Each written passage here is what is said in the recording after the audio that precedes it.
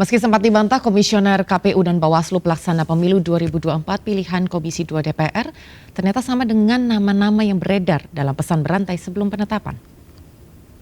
Dalam rapat paripurna yang dipimpin langsung oleh Ketua DPR RI, Puan Maharani, DPR menyetujui hasil uji kelayakan dan kepatutan yang dilakukan Komisi 2 DPR RI. Fit and proper test dilakukan selama 3 hari terhadap 24 calon komisioner KPU dan Bawaslu. Namun hanya 7 nama calon komisioner KPU dan 5 nama calon komisioner Bawaslu yang terpilih untuk menjabat pada periode 2022-2027. DPR lalu akan menyerahkan 7 nama-nama terpilih kepada Presiden Joko Widodo untuk kemudian dilantik.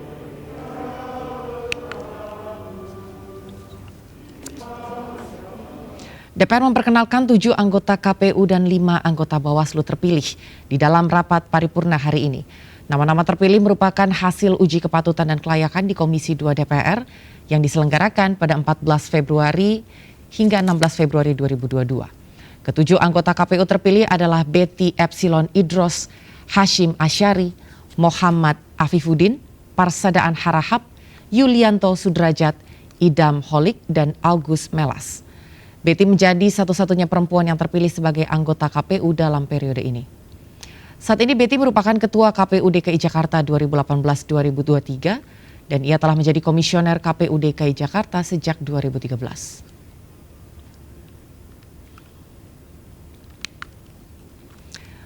Sementara itu, Loli Suhenti menjadi satu-satunya perempuan yang terpilih sebagai anggota Bawaslu 2022-2027. Nama Loli berada di urutan pertama anggota Bawaslu terpilih. Loli tercatat aktif di sejumlah organisasi seperti pengurus pusat Fatayat NU dan Koalisi Perempuan Indonesia di Jawa Barat. Keempat anggota lainnya adalah Puadi Rahmat Bagja, Toto Haryono, dan Herwin Jeffler Malonda.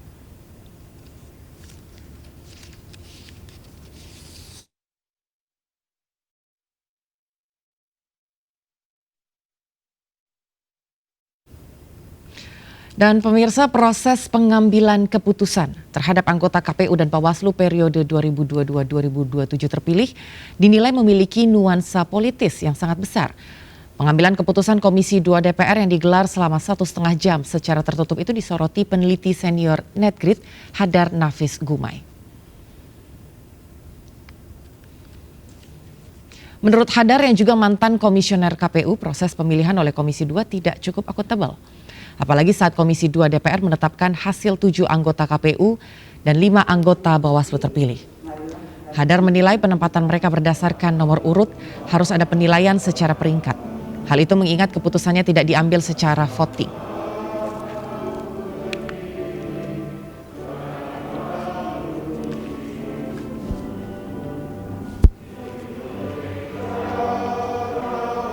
Tak hanya dinilai tak transparan, pemilihan anggota KPU dan Bawaslu juga disorot terkait tidak terpenuhinya kembali keterwakilan perempuan sebanyak 30% kali ini. Desakan ini kerap disuarakan oleh sejumlah lembaga swadaya masyarakat. Terkait hal ini, Wakil Ketua Komisi 2 DPR, Saan Mustopa, mengakui komitmen itu ada, tapi terganjal proses politik dan negosiasi pada rapat internal. Untuk itu DPR mengharapkan kepada anggota KPU dan Bawaslu yang baru bisa melakukan kemajuan nantinya agar dapat memenuhi 30% keterwakilan perempuan dalam melakukan seleksi calon-calon anggota KPU dan Bawaslu di tingkat provinsi dan kabupaten kota.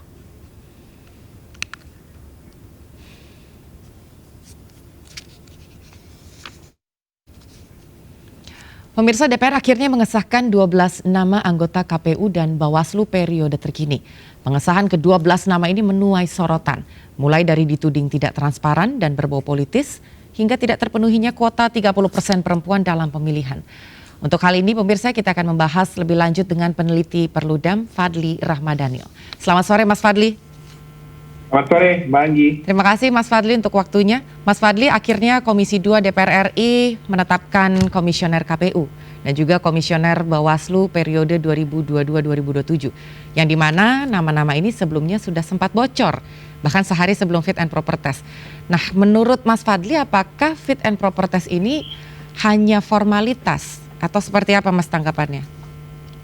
Pertama sekali memang jujur saja saya juga agak kaget sebetulnya ya, ternyata nama-nama yang dipilih oleh Komisi 2 DPR sama persis dengan apa yang sudah beredar luas di ruang-ruang percakapan media sosial ya, termasuk saya menerimanya bahkan di awal Februari saya sudah menerima daftar nama-nama itu, Mbak Anggi. Jadi awal Februari nama-nama yang saat ini sudah dipilih oleh DPR dan tadi sudah disetujui dalam rapat paripurna, pada 3 Februari seingat saya itu sudah beredar dalam banyak kali grup-grup percakapan media sosial ya. Dan ketika itu dipilih oleh DPR Komisi 2 ternyata namanya sama. Jadi saya sebetulnya agak kaget juga dan rasanya ini kan tidak mungkin menjadi suatu kebetulan ya. Meskipun ketika proses fit and proper test sudah dijalankan oleh DPR, seingat saya pada hari kedua ketika itu sempat dibantah oleh beberapa orang anggota DPR yang ada di Komisi 2 bahwa itu tidak benar. Tapi pada faktanya hasil pemilihan oleh Komisi 2 DPR ternyata nama-nama yang sempat beredar di publik itu adalah nama-nama yang juga dipilih oleh Komisi 2 DPR. Nah, poinnya menurut saya adalah tentu ini menjadi pertanyaan bagi publik. Apakah memang proses fit and proper test, uji kelayakan yang kemudian dilakukan selama 3 hari kemarin itu masih menjadi variabel yang menentukan untuk memilih nama-nama calon anggota KPU Bawaslu atau tidak? Atau jangan-jangan dengan hasil yang kemudian hadir pada hari ini dan juga daftar nama-nama ini sama persis ya dengan yang beredar ketika jauh sebelum hari fit and proper test ditetapkan oleh DPR, jangan-jangan memang proses pemilihan di DPR sudah selesai sebelum fit and proper test dilakukan gitu. Jadi ada indikasi itu, tapi tentu ini perlu dan sulit sekali untuk memverifikasinya ya. Tapi satu hal petunjuknya memang nama-nama yang dipilih hari ini sama persis dengan apa yang beredar di ruang percakapan publik sejak awal Februari, sekitar 2 minggu sebelum fit and proper test dimulai. Ya, bahkan termasuk urutan-urutannya katanya juga termasuk sama ya Mas Fadli. Dan kemudian di Ya, berkaitan dengan urutan saya tidak bisa pastikan persis ya. Memang perlu dicek lagi karena beberapa kali pesan itu sampai ke ponsel saya dan juga mungkin ke ponsel banyak sekali teman-teman wartawan dan mungkin juga rekan-rekan dari civil society yang lain juga menerima hal yang sama. Nah, tetapi nama-namanya baik itu di KPU maupun Bawaslu sama persis dengan apa yang sudah beredar jauh sebelum uji kelayakan dan kepatutan ini dimulai.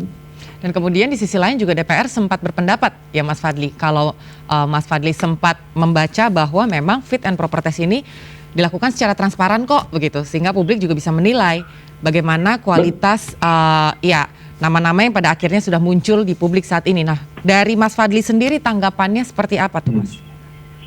Ya, bahwa proses fit and proper test ini dilaksanakan secara transparan, tentu kita perlu lihat bagaimana makna transparan yang dimaksud oleh DPR. Kalau makna transparan itu hanya sebatas bahwa uji kelayakan dan kepatutan ini disiarkan melalui video streaming TV parlemen, tetapi kan tidak cukup hanya sampai di sana. Kita tentu perlu mengetahui atau publik perlu mengetahui dalam memilih 7 nama untuk KPU dan 5 nama untuk Bawaslu dari 14 calon dan 10 calon itu, apa indikator yang digunakan oleh DPR? Apakah melalui proses pemungutan suara, melalui voting, melalui musyawarah mufakat? Karena bagaimanapun, baik melalui voting maupun musyawarah mufakat, DPR wajib untuk kemudian memberikan ranking kepada 14 nama calon anggota KPU dan 10 nama calon anggota Bawaslu tersebut.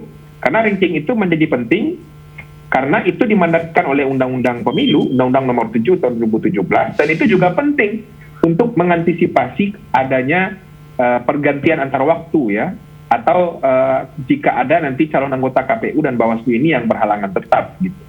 Jadi pergantiannya itu sesuai dengan ranking yang dibuat di awal proses seleksi ini. Tapi untuk menuju ke ranking itu kan perlu dijelaskan indikatornya apa begitu. Apakah penilaian dari hasil uji kelayakan dan kepatutan atau proses pemungutan suara voting yang dilakukan oleh Komisi 2 DPR atau seperti apa. Ya. Nah, yang terjadi kemarin itu Sudah tiba-tiba dapat saja dulu namanya. kemudian ada ranking yang kemudian dikeluarkan, dan bahkan nama-nama itu sudah didapat jauh sebelum fit and proper test direncanakan. Berarti sebenarnya transparansinya masih setengah-setengah begitu ya, Mas Fadli? Bagi saya bisa dikatakan seperti itu, Mbak Anggi, karena tentu ini penting menurut saya dijelaskan oleh DPR bagaimana ini bisa terjadi begitu. Betul. Nama-namanya sama persis dengan apa yang beredar bahkan jauh sebelum fit and proper test ini dilakukan.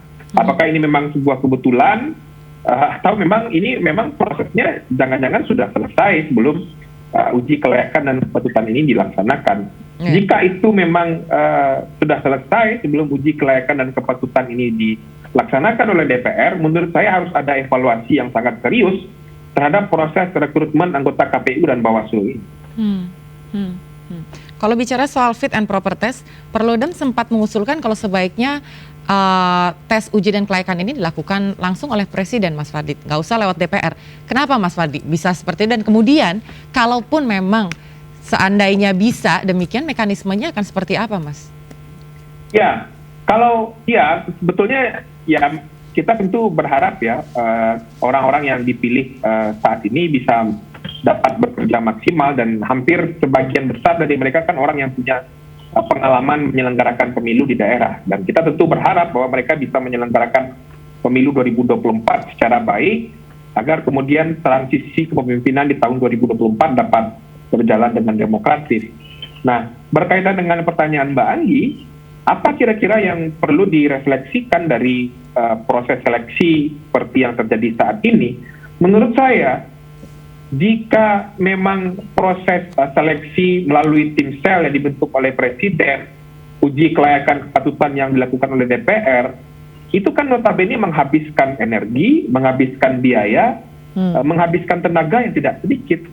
Tapi kalau kemudian tiba-tiba publik melihat proses yang seperti ini, di mana diduga bahwa pemilihan anggota KPU dan Bawaslu ini sudah selesai sebelum uji kelayakan dan kepatutan dijalankan, sebaiknya memang metodenya diubah saja. Misalnya ya, tidak perlu lagi perlu tim seleksi yang dibentuk oleh Presiden, bahwa nanti misalnya dalam proses rekrutmen Presiden mengajukan calon anggota KPU dan calon anggota Bawaslu ke DPR, langsung saja Presiden memilih 7 nama dan memilih 5 nama untuk 7 nama untuk KPU dan 5 nama untuk Bawaslu, kemudian diusulkan ke DPR untuk dimintai persetujuan. Jadi DPR nanti bisa memberikan setuju atau tidak terhadap nama-nama yang diusulkan oleh Presiden, dan tentu DPR punya indikator ya untuk menyatakan setuju atau tidak setuju. Bisa dengan fit and proper test juga. Nah, jika DPR setuju, maka 7 nama dan 5 nama itu dapat dilantik oleh Presiden. Jika DPR tidak setuju, dia dapat kemudian menjelaskan dan menyampaikan kepada Presiden alasan ketidaksetujuannya, dan Presiden dapat mengajukan orang pengganti untuk kemudian nama-nama yang tidak disetujui oleh DPR. Tapi perlu kemudian diberikan kepastian bahwa proses tidak setuju oleh DPR itu atau kebijakan tidak setuju oleh DPR itu hanya boleh 1 kali. Nah, ini sama persis dengan proses rekrutmen hakim agung, Mbak. Jadi tidak perlu kemudian berlama-lama dengan proses tim seleksi di Presiden, kemudian proses uji kelayakan dan kepatutan di DPR yang kemudian menghabiskan waktu, menghabiskan energi, menghabiskan biaya yang tidak sedikit. Dan sebaiknya memang menurut saya agar lebih sederhana dan tetap dengan persyaratan yang ketat bagi komisioner yang akan diajukan oleh Presiden, Presiden saja langsung memilih siapa preferensi Presiden terhadap anggota KPU dan anggota Bawaslu. Kemudian ajukan kepada DPR, DPR mengajukan uji kelayakan dan kepatutan, lalu sikap DPR adalah setuju atau tidak atas nama-nama yang dipilih atau yang diajukan oleh Presiden.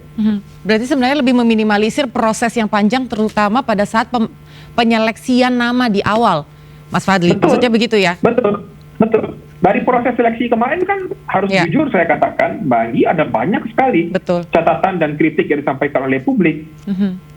Ongkos politik dan ongkos sosialnya terlalu mahal menurut saya ya, dari apa yang kemudian kita lihat dari proses seleksi ini. Apalagi ini menjadi pembelajaran betul bagaimana mungkin nama-nama itu sudah beredar jauh sebelum uji kelayakan dan kepatutan dilakukan oleh DPR. Jika itu dikatakan sebagai sebuah kebetulan, sih menurut saya ya agak terlalu akurat saja kebetulannya begitu. Lantas Mas Fadli sendiri cukup sreg atau cukup oke dengan nama-nama yang sudah muncul? Ya, nama-nama yang dipilih oleh DPR, sebagian seperti yang tadi saya sampaikan, Mbak Anggi, sebagian besar adalah orang-orang yang punya pengalaman penyelenggaraan pemilu di daerah, di provinsi, bahkan ada yang pernah menjadi penyelenggara pemilu sampai di level kabupaten kota.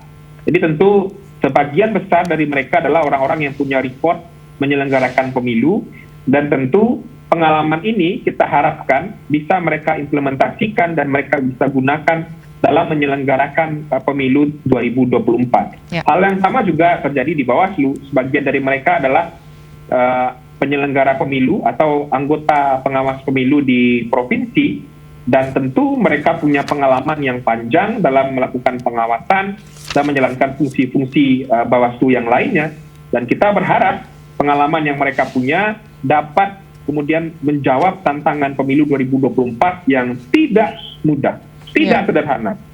Dan salah satu yang paling rumit adalah bagaimana mereka mendesain manajemen tahapan pemilu yang nanti akan berhimpitan juga dengan tahapan pilkada. Nah, ini yang kemudian tidak akan mudah menurut saya. Iya, ini kalau kita bicara soal kampanye di pemilu 2024 juga Mas Fadli, ada usulan dari KPU yang menyatakan bahwa kampanye hanya digelar 120 hari alias hanya 4 bulan. Sementara di tahun-tahun sebelumnya kalau kita ikuti bahkan bisa lebih dari 6 bulan. Tanggapannya dari Mas Fadli sendiri bagaimana Mas? Sebagai sebuah usulan dengan tema besar mempersingkat dan mengefektifkan masa kampanye, ya tentu boleh saja, tetapi Mbak Anggi, dalam menentukan durasi kampanye itu akan berdampak kepada segala aspek dari tahapan pemilu itu sendiri. Kalau kita merujuk ke dalam Undang-Undang Pemilu, kampanye itu baru bisa dimulai 3 hari setelah penetapan calon anggota legislatif, dan harus berakhir 3 hari menjelang hari pemungutan suara atau menjelang masa tenang pemungutan suara dimulai.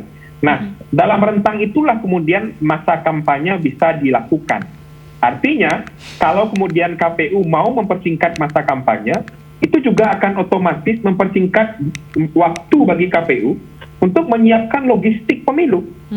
Karena logistik pemilu itu baru bisa disiapkan setelah adanya daftar calon tetap. Kalau kemudian mau kampanye hanya durasi waktunya 120 hari, artinya KPU mesti menetapkan calon 120 hari menjelang hari pemungutan suara. Nah, pertanyaan saya, apakah itu rasional menyelenggarakan kampanye sekaligus mengadakan logistik, mendistribusikan logistik pemilu? Ini pemilunya 5 kotak loh, Mbak. Pemilu presiden, DPD, DPR, DPRD provinsi dan kabupaten kota dalam waktu 120 hari. Nah, ini yang menurut saya harus dihitung betul oleh KPU untuk kemudian memutuskan mempersingkat masa kampanye ini. Karena dengan waktu yang kemudian kita rujuk ke pemilu 2019 ya, seingat saya masa kampanyenya jauh lebih panjang daripada 120 hari, masih ada masalah-masalah dalam pengadaan logistik, dalam distribusi logistik. Karena tantangan terberat itu memang manajemen logistik ini. Ini juga yang sebenarnya kita temukan dalam salah satu kajian evaluasi pemilu serentak yang dilakukan oleh Presiden, bahwa salah satu persoalan yang paling berat dirasakan oleh penyelenggara pemilu di daerah, terutama PPK, PPS, dan KPPS itu adalah manajemen logistik yang sangat sempit waktunya. Jadi kalau kemudian mau dipersempit lagi menjadi 120 hari, menurut saya KPU perlu berhitung betul apakah itu make sense dan masuk akal dalam melakukan manajemen logistik. Baik, kita berharap semoga persiapan untuk pemilu 2024 ini bisa dimaksimalkan baik dari logistiknya termasuk masa kampanye, karena semakin sedikit hari untuk berkampanye tentunya juga menjadi celah bagi praktik politik transaksional yang lain.